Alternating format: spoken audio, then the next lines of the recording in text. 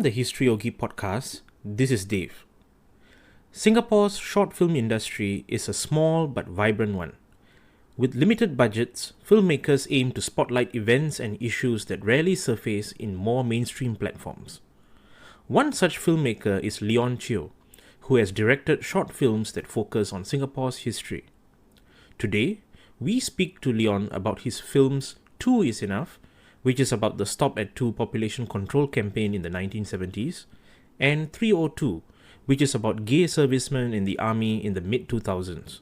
We also discuss the challenges in finding props and locations that accurately depict the past in a highly modernized city like Singapore.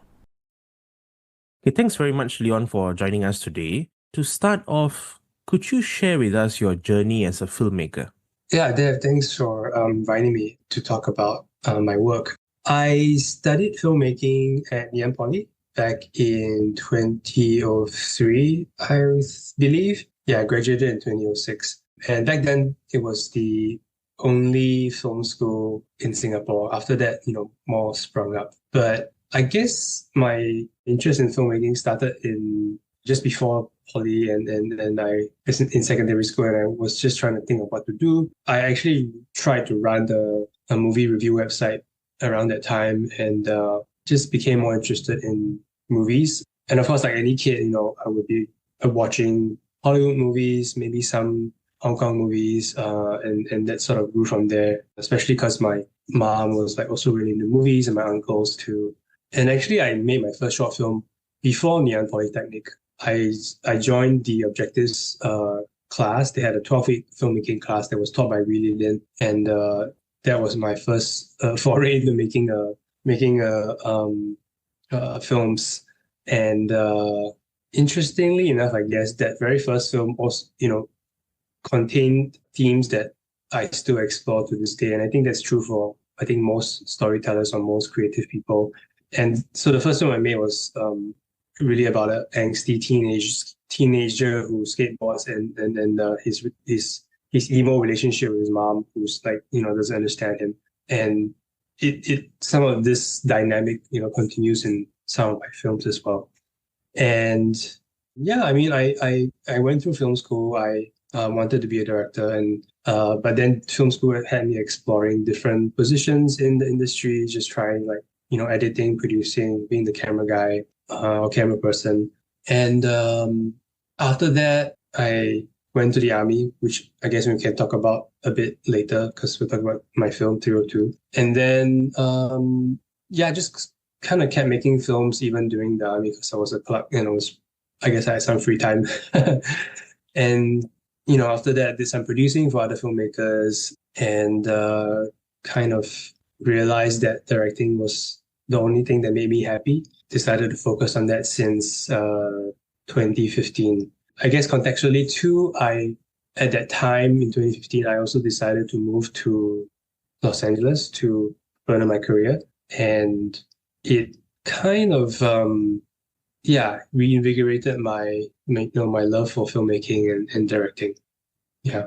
I think before doing this interview, I told you that it's basically like a trilogy of short films. And the very first one is a film called Sin SFO. And I made that a few years into moving to LA. And, as someone who never grew up here, I was trying to find a story that I can tell. And back then, my ex-roommate, who was also from Singapore, told me about how his parents renounced their citizenship.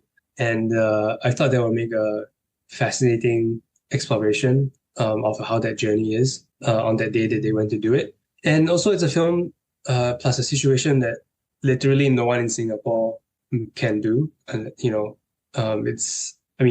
I suppose they can do, but, it might not immediately concern people there, I guess. But when I made that film, I then realized that I'm quite interested in also how government policy affects personal choices and kind of like the consequence of how when these two spheres collide.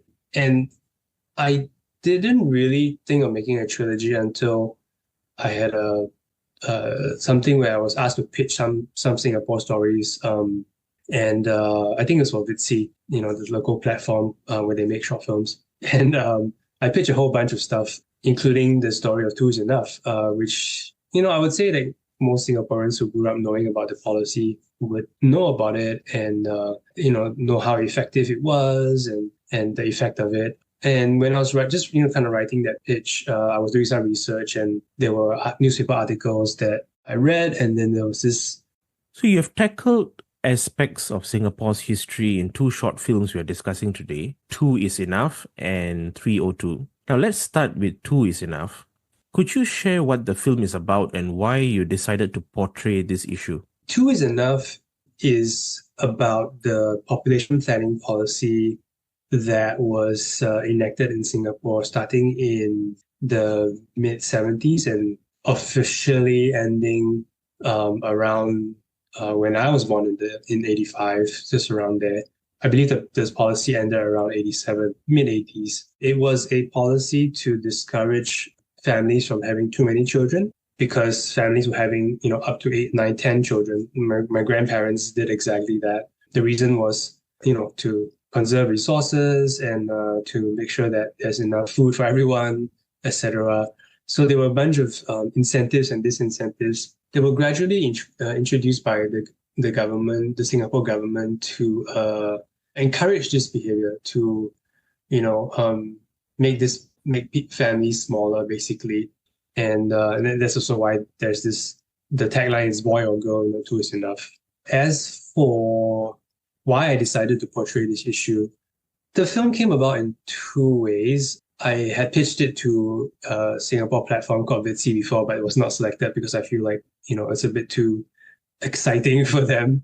And then I just, put it away. But then after I moved to the US and I was like trying to find stories to tell, and I made a film about a couple renouncing their Singapore citizenship, it made me realize that I was interested in exploring the intersection between the political and the personal and how like government policies can affect personal choices. And in a sense, tell that human side of the policy. There's a saying, I suppose, where it's said that like propaganda publicizes the system, but then art exemplifies the human story behind it. So I'm trying to do the latter. And then interesting enough, after I filed the project away for not being selected to be made, I actually applied for a Singapore Film Commission grant with Two is Enough. And honestly, to my surprise, I got selected, which was quite interesting. But I guess after I thought about it, generally, I suppose since the policy is sort of done deal a long time ago, there was nothing wrong, in like funding it, I suppose, from a government standpoint. Plus, I also had comments that, it was selected because the script was strong and things like that. So, as I was researching, it's to sort of see what story to tell. I was reading newspaper articles that interviewed one woman who made the choice of aborting her third child because of the policy. And I was just really drawn to that choice and how the circumstances, basically induced her, some say forced her to do it. And I was interested to explore just that difficulty, of making that choice. And so that's how the film, pun intended, was born. The film's poster is clearly a reference to the original family planning poster, which said girl or boy, two is enough. What were you intending to convey via this artistic choice? Actually, it's not an homage, it's like a literal copy. So I when making the film, I actually managed to get, the original artwork for a lot of the posters that you see in the film and also back then. So I reprinted them and used them as a set decoration. But yeah, when I was thinking about how to promote the film and what poster to make, I thought it was quite obvious to kind of make a homage, as you call it, to the original advertising. So that's literally what I did. The font was similar or the same, the blue and the sort of weird scratches and fold lines you see are actually original from the artwork that I received to print for the film. And I replaced the picture, of course, with a still from the film itself. Yeah. So for those who don't know, the original poster is a very famous image for those who were parents during that time, or even just growing up during that time. It was two Chinese girls. They're standing under this like transparent umbrella. It's a live action image. Real humans, it's not drawn, and they're both biting into a red apple. And of course, as you said, the tagline is "Girl or boy, two is enough." And obviously that government poster showed two girls because sometimes people want a boy, and then it's kind of meant to say that girl or boy, two is enough, literally. But then I chose my image, which is an image of a mother who looks pregnant, and then she's holding up like a wedding ring. If you see the film, it starts off like that, and she's kind of doing this old wives test of like what the gender of the baby is, and her two boys look up at her, and they're kind of like curious. In terms of the story, it was specifically created to for this mother to have two boys, so as to create a very sort of difficult situation for her as to why she might want a sort of child during this time. Yeah, that's really kind of the intention behind it, to show this sort of opposite and this sort of irony and juxtaposition. Okay, yeah. The second historical film we are discussing is 302. Could you share what the film is about? Sure. 302 is a film about a cadet officer in the Singapore Army who decides to tell the Singapore Army that he is gay. And the film charts the, how to say, consequence of doing so, where it is known that you will be put through a psychological evaluation, where there's like a questionnaire where you're interviewed by a medical officer, and they will ask you certain questions to make sure that you are not lying, and also why you're doing this and all that kind of stuff. And in a sense, the film is really about whether you want to conform or whether you want to be yourself.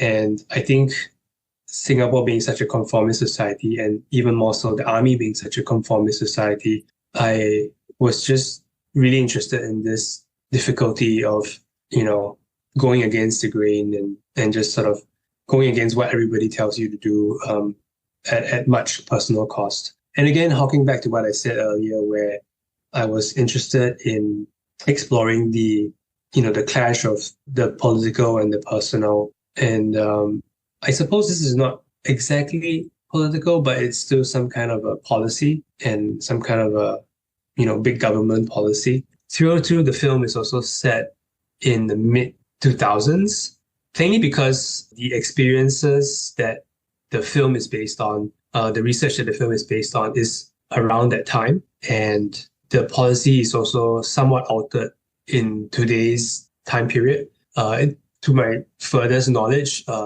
it's sort of still there, but not really there. And, I think that's really how sometimes queer history is. It's, not really like acknowledged, but the film is set in the 2000s. And for those who are familiar with like uniforms, for example, so the uniforms are slightly different.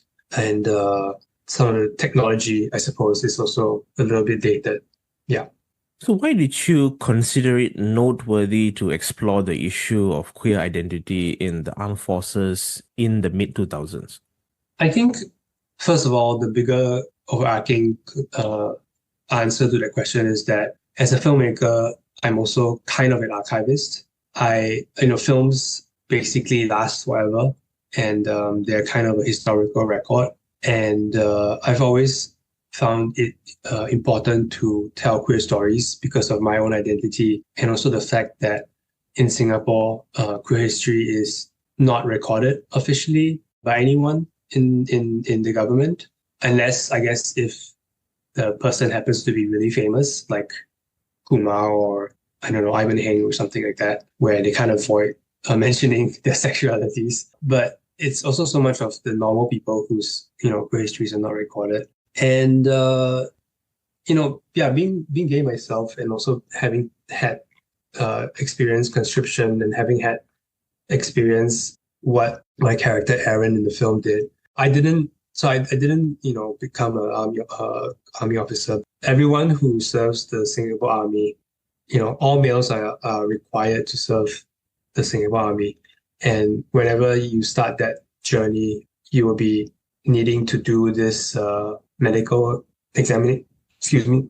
So every male who first start off their army life will have to be subjected to this medical examination where they will test your eyesight, your weight, your intelligence, your cognitive ability, your hearing, everything. And then there's also then this questionnaire that you have to fill out where quite specifically there's a section that asks you, is there anything personal or private that you want to tell the medical officer? Example, homosexuality. And this question has, I would say, terrified or, caused a lot of anxiety to a lot of gay boys in Singapore because it's a question of like, whether do you want to tell or not tell? And it's of course completely voluntary, but it's actually on the questionnaire. So, and specifically, saying homosexuality. So I would say it's safe to say that the army wants to know if there's anything that you want to tell. And so as a filmmaker, I've always wanted to make a film about this experience, this policy, and what, it means, but never really had the correct idea, plainly because getting access to military locations is next to impossible for a subject matter like this.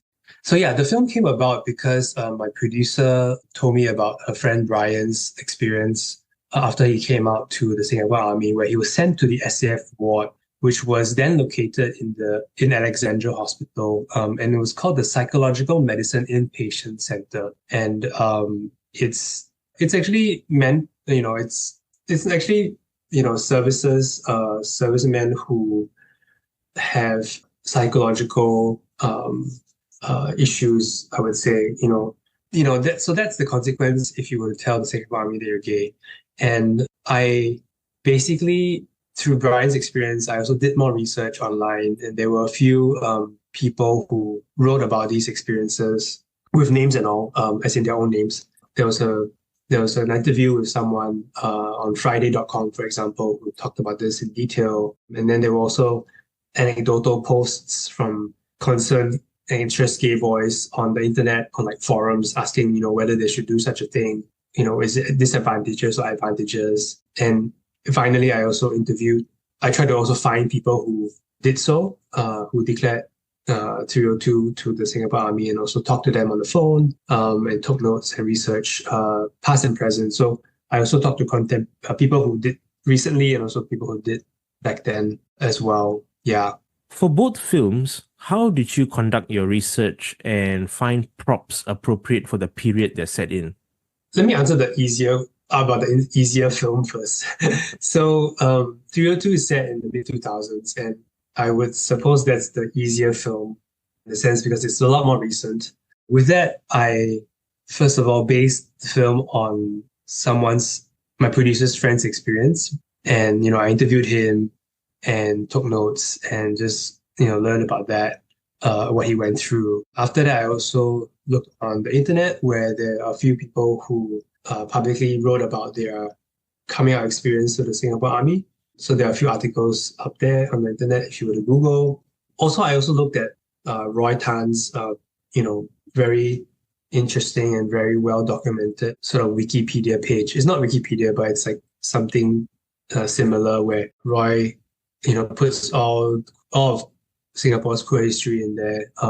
And there are long articles about the 302 code and what it means and the history of it and how the number came about as well, which side note segue is from the World Health Organization's ICD, classification of diseases back in, I want to say the 60s or 80s, where homosexuality is still classified by them as a disease, alongside pedophilia and necrophilia and stuff like that. And in addition, I also interviewed people who declared their homosexuality to Singapore Army, past and present. I also managed to talk to a few medical officer doctors who, privately DM'd me because I was doing my research. And that was also quite illuminating. In terms of props for 302, it's a lot easier because, it's set in the 2000s, so a lot of the stuff is still probably exists. What was probably a little bit challenging were the uniforms, because the uniforms in the 2000s were the camouflage pattern, like the leafy camouflage patterns, whereas in this day and age, it's the pixelated pattern. So some of the uniforms actually belong to me because I kept mine and I used those uniforms, and my wardrobe designer also managed to rent some from people. But thankfully, the camouflage pattern, for those who don't know, are called the number 4 uniform. And then thankfully, the number 3 uniform, which is more like an office wear, where it's the short sleeve shirt with badges and office pants and like dress shoes. That's called a number 3, and thankfully that's actually remained the same. So that was actually quite easy to purchase from like RV stores and E-marts, in Singapore.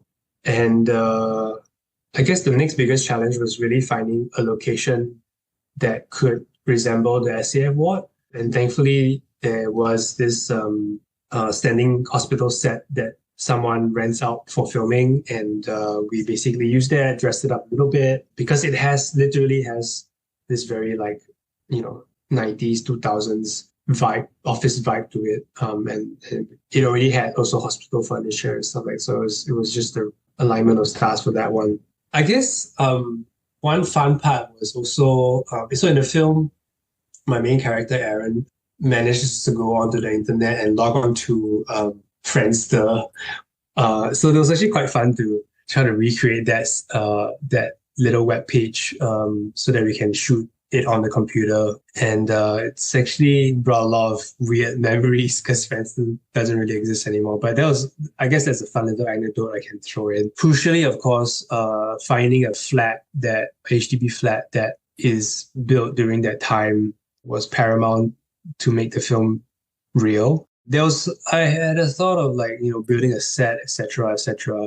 But I think we were lucky enough to stumble upon this flat in MacPherson. And admittedly, that flat was not built in the 70s. And the story is about a family who just moved in there, and they have money. They have a little bit of money to afford it, and but still a struggle because they have to pay for the flat. But if we're talking about historical accuracy, it wasn't exactly built in the 70s, but more like the 60s. But of course, it still had all the original layout, tiles, light switches, even. Amazingly, a younger couple had bought it over from its previous owner, and they were planning to renovate it, but it was just the perfect time where they hadn't renovated it, and they were renting it out for filming. So yeah, really amazingly, we found the flat. And for those who have not seen the film, also most of the film is then set indoors, and it was a calculated effort to not see outside, because once you look across the other flats, you see very modern things like newer windows or aircon condenser units and newer buildings and things like that, because Singapore. So there was a very collective choice to not see too much outside. Everything's really set inside. So it was a very, very tight framing, and quite a challenge, honestly, to do something like that.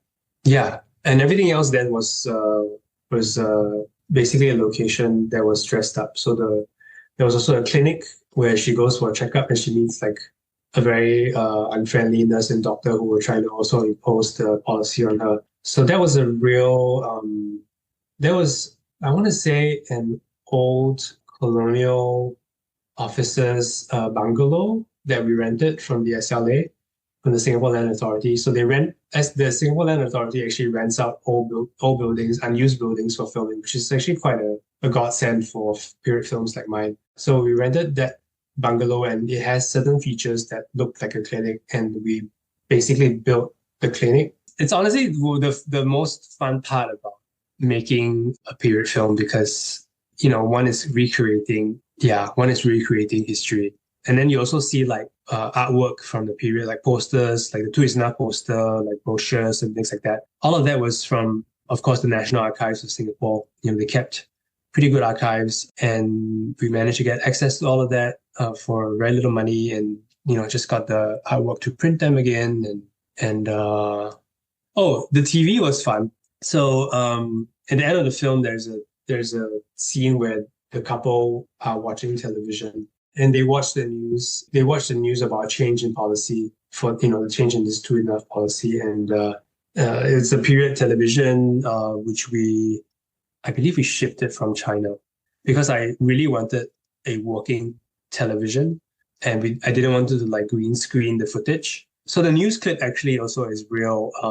And in my research at the National Archives, I stumbled upon this clip where it was then Deputy Prime Minister Goh Chok Tong was announcing this change in policy, a change in the two Senate policy, and I watched the clip, and it also influenced how the film ended, basically. So yeah, I got the clip from MediaCorp. They are the ones who own the copyright to it, and I really wanted to also have an actual working TV that played the clip rather than use a technique called green screen, where we would put the clip in post production.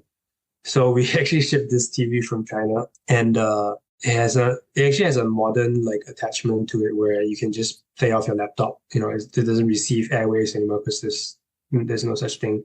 So there, we just played the clip from a computer, and then that was how that happened. So that was also another like adventure on itself, just to like making sure that it works and all that kind of interesting details of filmmaking. And I guess also to add, I also did verbal research, verbal interviews with I try to find people who lived during this time and ideally also experience this policy and experience something close to what my character was going through, and just to research about that. Frankly, it was not that easy to find people like that, but I did speak to a few friends of friends and parents of friends who went through this period, and I just asked them about what it was like and all that kind of stuff. And I believe there were also some oral history archives on the National Archives website, which I listened to. They interviewed some nurses and doctors about the population planning policy, which was also, quite interesting to go through. I also just recalled something. Hang on, what did I? Oh shoot, just kind of left my brain. Oh, right, of course. So, of course, I also would be remiss to not mention that the film is mostly in Teochew, which is a regional language from that a certain type of people from China would speak. This will include Cantonese, Hakka, Hainanese, etc. So Teochew is spoken by people from like the southern part of China, where a lot of Singaporeans are from, including like the Hokkiens and the Cantonese and also the Teochews when they immigrated to Singapore. They usually did not speak, Chinese or standard Chinese or Putonghua at the time. And using dialects was basically rampant, it was flourishing. Everybody spoke their own languages, and it was, a very diverse linguistic time period. However, these dialects were basically banned by our then Prime Minister Lee Kuan Yew in the I want to say 1970s, late 1970s, 79, I think, when he introduced the Speak Mandarin Chinese campaign to really again encourage everyone to speak a standardized language of Mandarin. So yeah, it was also yet another challenge to use this language as the core language of the film, because a lot of young people, a lot of actors don't really speak these languages anymore, plainly because of the banning of these languages and making them extinct and causing the divide between the previous generation and the current generation, such as myself. I'm Teochew, so that's also why I chose to use this particular language, and I basically went into a deep dive into the language again. I can speak a little bit of it. My grandparents gave me enough information when I was growing up to still retain some of the knowledge of it. But I took a class. I eventually hired that class's teacher to be the dialect coach. But I was fortunate enough to also then find actors who could speak these languages well enough. I would say not great, I guess, for those who are, whose ear are attuned to it, but quite decently. And I think they did a pretty good job in acting with this language on top of very emotional scenes. What would you say are the advantages and disadvantages of using short films as a medium to document Singapore history?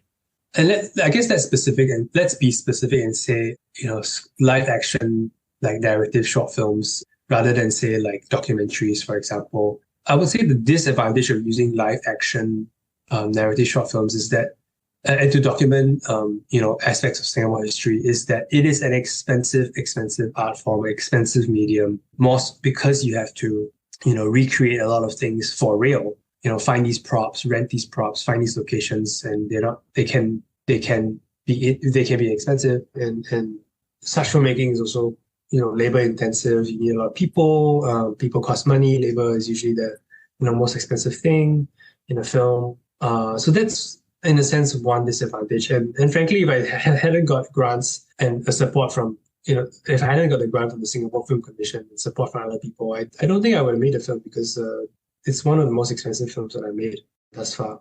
But I suppose one of the advantages is really the fact that it's a visual archive. It's a film has and will always be a visual archive of time periods. And of course, I'm recreating a time period now. But for example, if you make a film back then, or if you make a film now, it's an archive of life and living and locations now in this part of in this time of the world, and wherever you're making a film. So I think that's really why I also love the medium of film, where there's this opportunity to dabble in recreation as well as like archival activity. And more so for then with my film 302, because it's a film about a gay man and his experience. And I think with film, be it scripted or documentary, like it's always in no one is archiving queer history in Singapore, and because this is a queer story, I almost find it imperative to be doing such stories, because ideally people know that such a policy exists, and actually most people don't, especially if they are heterosexual and don't really have to care for this. And even then, I think for some gay boys, like they may not even know such an experience, because I believe the experience now is slightly different as well. And truly, I suppose the film is about the cadet officer and the discrimination he receives for being gay, and the inability he has to not be an officer just because of his sexuality is truly what I'm trying to get at too, as well, in terms of commenting on this policy via the film. I made the film to encourage more discussion about the policy, and to really bring light to issues that queer people face, and that are often swept under the rug, basically.